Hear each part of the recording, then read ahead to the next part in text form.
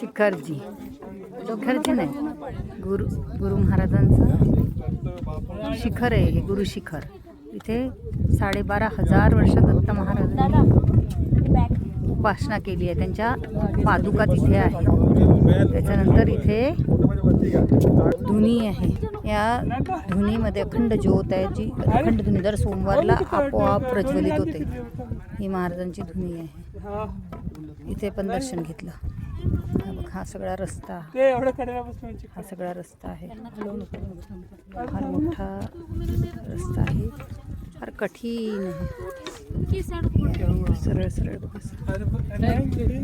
हे दत्त शिखर हे. त्यानंतर हे या पहाडावर गोरक्षनाथांचं मंदिर.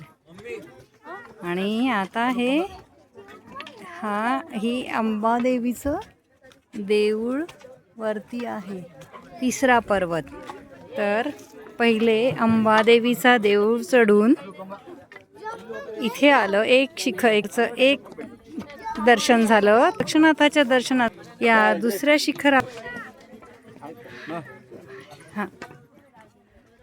आणि त्यानंतर 3ऱ्या शिखरावर म्हणजे दत्तांच्या शिखरावर गेलं. म्हणजे असे 3 पर्वत, 3 रांगा दिसत आहेत क्लिअरली. 1, 2 आणि ही ज्यावर आता मी उभी आहे ही 3री रांग, 3रा पर्वत.